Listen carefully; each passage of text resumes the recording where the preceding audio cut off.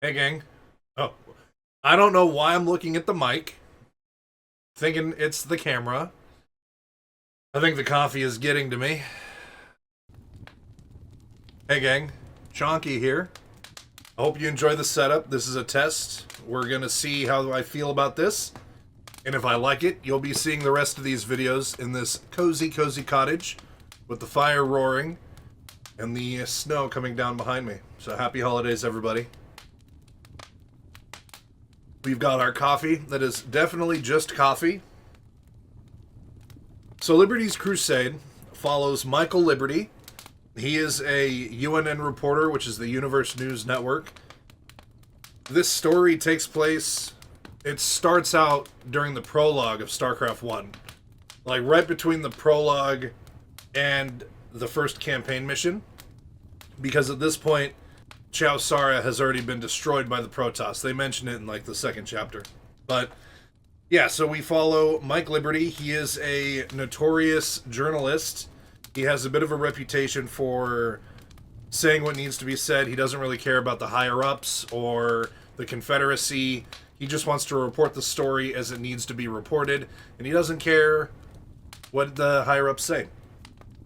So while we will be doing a abridged version of the book, each chapter has a little paragraph in the beginning that is called the Liberty Manifesto. So it's Mike's personal writing. So once we cover that, then we'll just paraphrase the rest of the chapter. Before the war, things were different. Hell, back then, we were just making our daily living, doing our jobs, drawing our paychecks, and stabbing our fellow men and women in the back. We had no idea how bad things would get. We were fat and happy, like maggots on a dead animal. There was enough sporadic violence, rebellions and revolutions and bulky colonial governments to keep the military going. But not enough to really threaten the lifestyles we'd grown accustomed to. We were, in retrospect, fat and sassy. And if a real war broke out, well, it was the military's worry. The Marines' worry, not ours. So chapter 1 is called The Press Gang.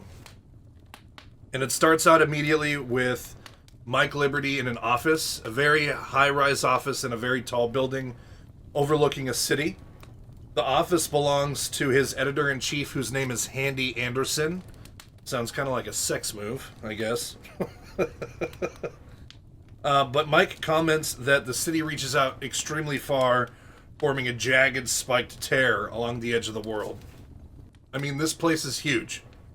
This is the city of Tarsonis, on the planet Tarsonis, which is the most important city on the most important planet in the Confederacy of Man. Now, if you'll remember the missions and the stories of StarCraft videos, when we actually went to go destroy or like defeat the Confederacy on Tarsonis, I mentioned that the main capital is Tarsonis. The place so nice they named it twice. But essentially, Tarsonis is a shining beacon of what Terran space could look like. It's a pinnacle of civilization and a keeper of memories of old Earth and all of that stuff. So Michael comments that this city is almost akin to a sleeping dragon, and how he really just wants to twist the tail of this dragon. He doesn't really like the Confederacy. He thinks it's just, they're power hungry and blown out of proportion. We'll get to that. So while Mike is looking out the window, there is a voice that tells him to come away from the window. And at first, Mike thinks that it sounds like the voice is worried that he might jump. But really, it's his boss, the editor-in-chief, Handy Anderson. And in truth, he is afraid of heights. But he's too prideful to give up his super high-up office with a massive view. He's acrophobic. But God forbid he swallow his pride and get an office that he's actually comfortable in. So Mike walks away from the window to go talk with Handy Anderson, the sex move, at his desk.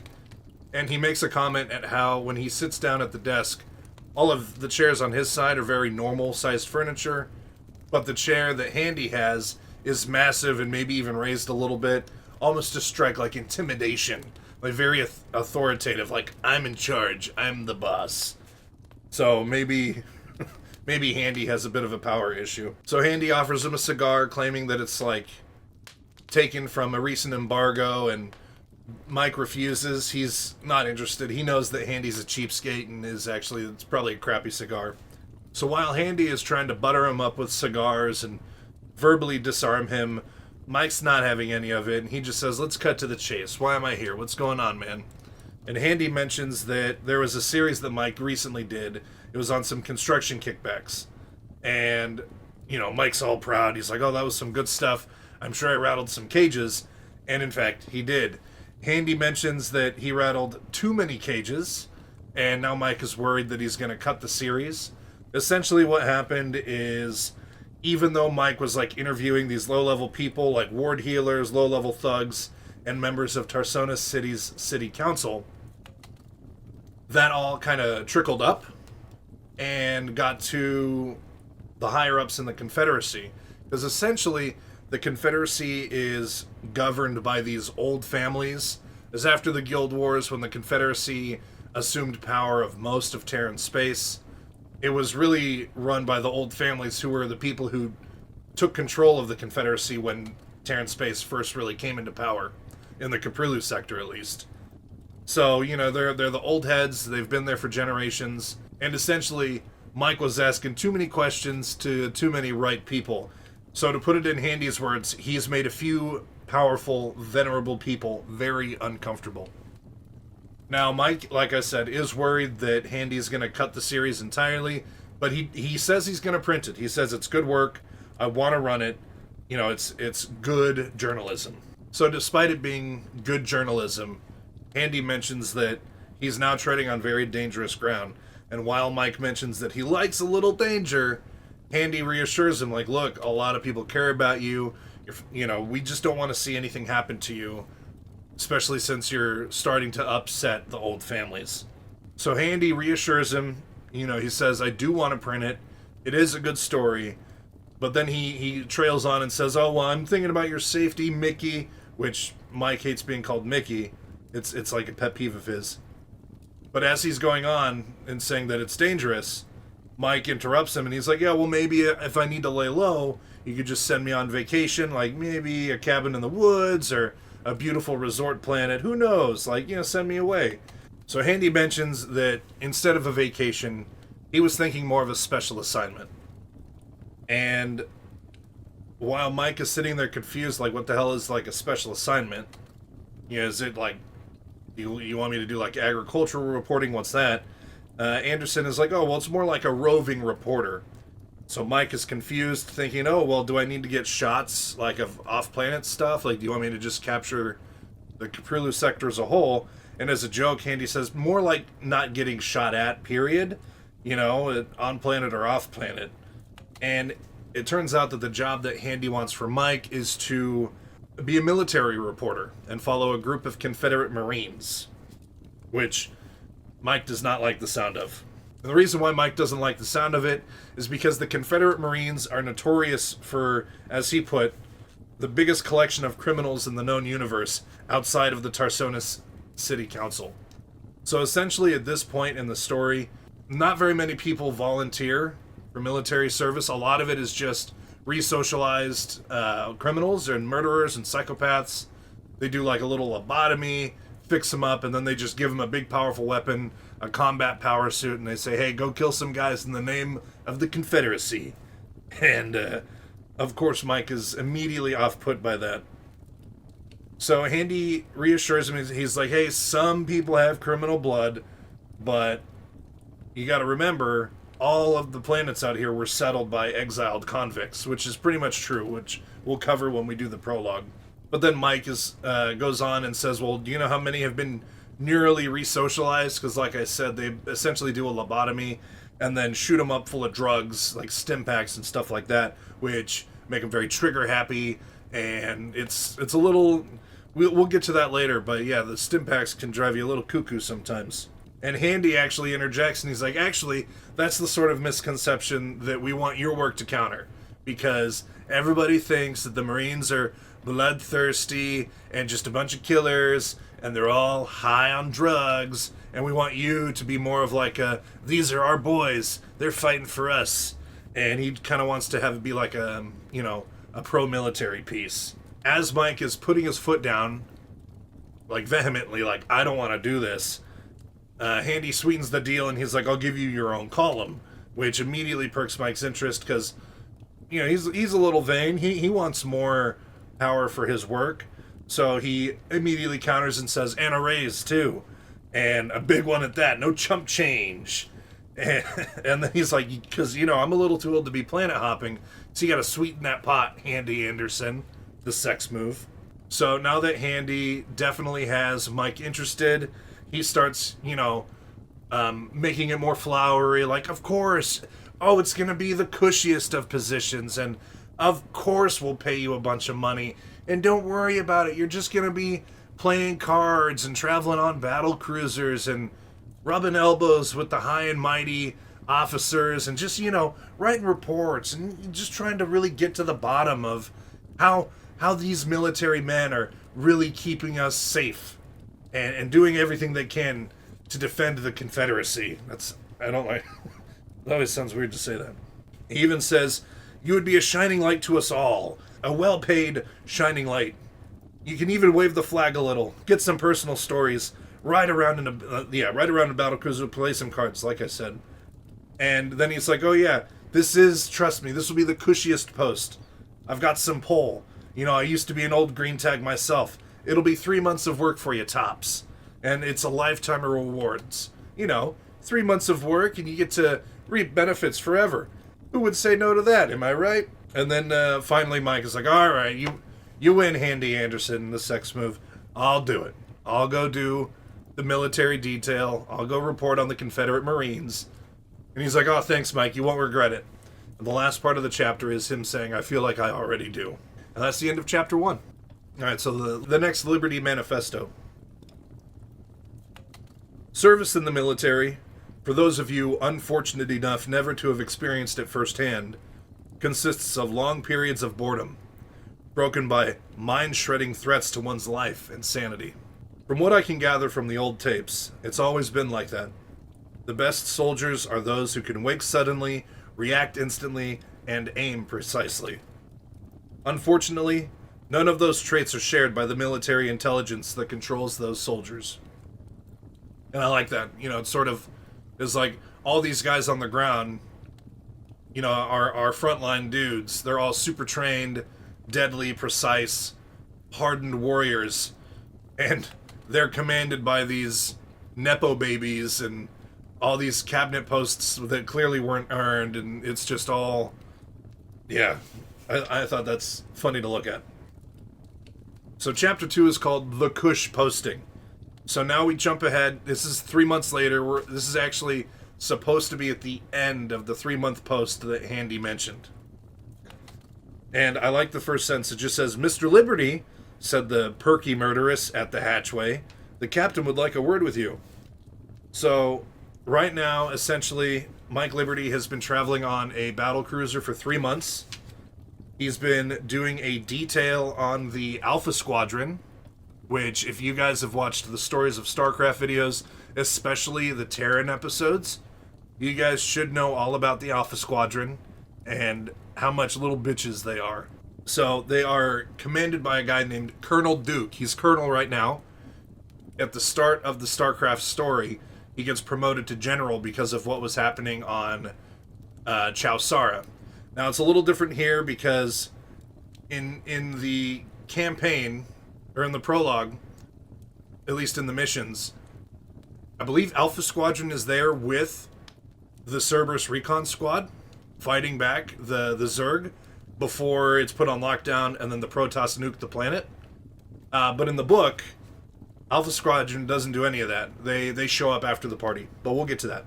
So the perky murderess says he's got like 10 to 20 minutes to get ready before he goes and meets with Colonel Duke. And as he's, reaching for cigarettes, he realizes he doesn't have any, and he's like, damn, well, it's a filthy habit anyway. We'll see if he gets his smokes later on in the story. But he goes on to describe the perky murderess a little bit. Her name is Lieutenant Emily Jameson Swallow, and she's essentially his personal assistant, the liaison, the minder, and a spy for her military superiors. She's going to clue him in on what Mike's doing. But as Mike is getting ready, she sees that he's coming, so she saunters off a little bit. And then Mike reflects on what he's been doing the past 3 months. You know, Handy was true to his word. It was an incredibly cushy post. All he's been doing is hanging out on the NORAD 2, which, if you guys remember, that is the Behemoth class battle cruiser that Colonel Duke flies or commands. And Alpha Squadron's primary mission the last 3 months has pretty much been hunting for the Sons of Korhal, who are Arcturus Minsk and Sarah Kerrigan, their little rebel outfit. Because at this point in the story, they hadn't joined up with Jim Raynor and the Magistrate or Commander, who's us, the player. So they're still just a small outfit of guys. And then when they join up with us, we literally hand them the Confederacy on a silver platter.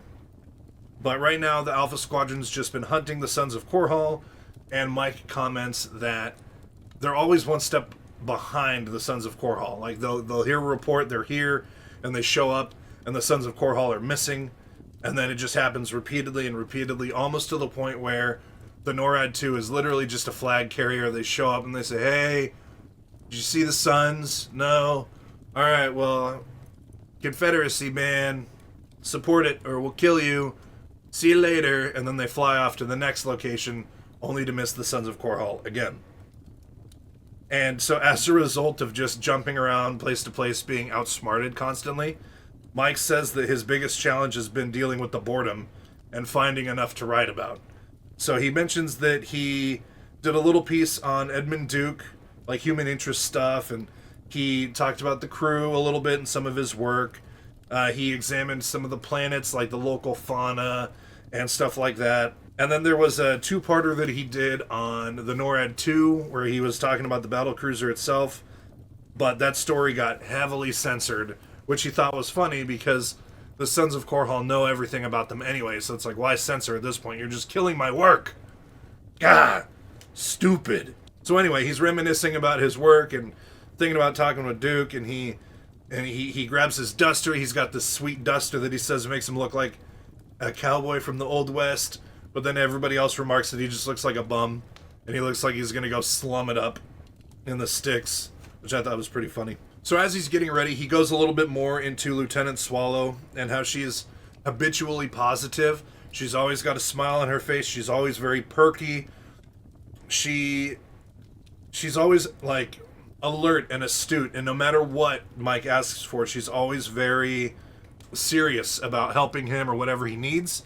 And he goes on to say that she's so happy and positive that she's the kind of person you would want in a training video or a recruitment video. Like, she's hugging her mom and dad goodbye as she's about to go to boot camp, and you know, as she like turns, she's got her ruck bag on her back, and she's like getting on the bus, and she's like, this is gonna be so nice, so good for me. Like, this, he imagines that she is the poster child for Confederate Marines. But he does mention that while he was getting close to her one time, not like romantically close, but when he was next to her, he saw these 3 little divots behind her ear, which means that she's been neurally resocialized and had some criminal backstory. And instead of asking her outright, which I think would have been a dumb idea, you know, you don't know what beehive you're poking, he instead looked up her military file and found out that she had, quote, an interesting hobby of attracting young men in bars, taking them home, tying them up, and filleting the skin and meat from their bones with a fillet knife. Apparently she had done this to about 10 different guys, and then she was caught, tried, and instead of, you know, why execute someone who could be a good soldier? So let's just lobotomize her, give her a gun, a combat suit, and we'll send her out, and she'll make the world a better place. So as they're walking down the hallways to get to the command center, Mike does make a point of noting that while the NORAD 2 is absolutely massive in scale, the hallways all seem incredibly narrow. Like, you can barely fit 2 Marines side by side. Like, shoulder to shoulder, they would just barely pass. He does mention that even though the walkways are incredibly narrow and a bit claustrophobic, they at least have giant arrows painted on the floor with signage everywhere, just to make sure that nobody gets lost, which is a nice touch, you know? So they go through several bays, and he notices a lot of engineers, like, working on, like, a Yamato refit, which the Yamato cannon, if you guys don't remember, is the giant laser blast that the battle cruisers can do. Fantastic move. These engineers are doing a refit of some Yamato upgrades, and some of them are working on laser batteries for wraiths. And as they're like walking through these engineer bays, he begins fantasizing, hoping that when he meets with Colonel Duke, the Duke is just gonna say, "Hey, we're dry docking. We're gonna get you a ship. We're gonna send you to Tarsonis. Your military detail is over. Thanks for coming, son." But as they get to the command center, Lieutenant Swallow reports that Liberty is there, and then Mike says that she goes off to do whatever she was doing before, which was probably skinning puppies.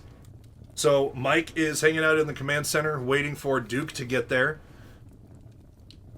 And while he's sitting there waiting, he's looking around at the walls. He sees an old, outdated power suit that's not a current model, but it's, reminiscent of the old times, so of course it has to be up. There's like some trophies floating around. But aside from the trophies and the old armor on the wall, Mike does note that there is another combat suit right there. Nobody's in it, but it's Colonel Duke's combat suit, and it is pristine and oiled and massive. Like, these things are huge. Almost makes it look like a big mechanical gorilla with how absolutely bulky and cumbersome they are. But it does not bode well in Mike's mind seeing the commander, or the colonel of the ship, having his combat suit prepped and ready. It's not a good sign. So while he's sitting there, looking around, the door opens and Colonel Duke strides in, sits at the desk, and then he just kind of tries to disarm Mike, and he's like, "Oh, I trust you've had an enjoyable time. Hope you're all doing good. Have you had fun hanging out with, my soldiers? You write some good stuff about us?" And Mike was even like, he even says he wasn't expecting small talk. So yep, things are good. And so the colonel's like, "Well, hey, I'm sorry, but it's not going to last. We've given new orders, and events have now overtaken us. And now we are rerouting our course to the Sara system." So the planets Chowsara and Marsara. And he mentions that they're there to do an extended patrol. And so Mike is just kind of like nodding along. He's a little confused, like, why am I here? I'm just a reporter. I'm not supposed to do anything. If you guys are going into combat, like, I skipped all the combat drills. Like, why do you want me to come with you to the Sara system? And Duke is currently, he's pussyfooting around it. He's beating around the bush. He doesn't want to dive right in. But he reminds him, he's like, "So you were assigned to the Alpha Squadron. And in that regard, your duties are here. And, we need you to perform them." And he's like, "Oh, yes, sir." Even though Mike doesn't give a shit. He doesn't give a rat's ass about the Confederate military code, quote. And so Duke goes on, and he's like, "Oh, well, you know the history, right? The history of how we came out here." He mentions a sleeper ship that came out to the Caprilu sector generations ago, full of, prisoners and outcasts and general ne'er-do-wells that old Earth didn't want, and so they just shipped them off into space. He mentions the 5 ships, or the 4 ships, the Naglfar, the Argo, the Serengo, and the Reagan, and how when they got out here, they found several planets, but there was no intelligent life. Like, sure, you'd find some critters and some wildlife, some things you could wrestle around, you grill it up, but nothing intelligent. Nothing with like a sense of community or a sense of self, anything that could communicate. He mentions that there were some big insects on Umoja that they were able to domesticate, but other than that, nothing smart. Like, nothing truly intelligent was found out here. And Mike is like, "Oh yeah, intelligent life's always been a mystery. We seem to be alone in space. It's just us humans, just doing what humans do best in colonizing." And then that's when Duke says, "Until now, you're going to be the first reporter to report on alien life." Which Mike is like, "Oh, heck yeah." And then Duke is like, "Well, and trust me, it's not just lights in the sky or some old freaky ruins. This is living proof of alien activity. We're definitely not alone." And then Duke is like quiet for a bit to let it sink in. He's smiling, and like Mike is like stroking his chin. He's all curious. "Oh, He's like, "Well, what do we know so far? Was there an envoy? Is there a representative? Was it a chance discovery? Like, what's going on? Did we find a colony somewhere? And then Duke is just like, no, well, let me make myself clear. We made contact with another alien civilization, and this resulted in them vaporizing Chowsara. They burned it to the ground, and then burned the ground beneath it. And we're going there now. And we don't know if there's still hostiles there. But hey, trust me when I say, you're going to be the first reporter to get the scoop. Congratulations, son. And then Mike, it finishes out the chapter with saying, Mike didn't feel very good about this particular honor. And that's the end of chapter 2. So I'll get to work on the next video where we cover chapter 3 and 4.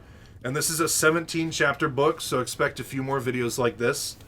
If you enjoyed my abridged version of Liberty's Crusade, maybe shoot me a subscribe or something if you're not already. And yeah, guys, thank you so much for watching. I'll see you next time.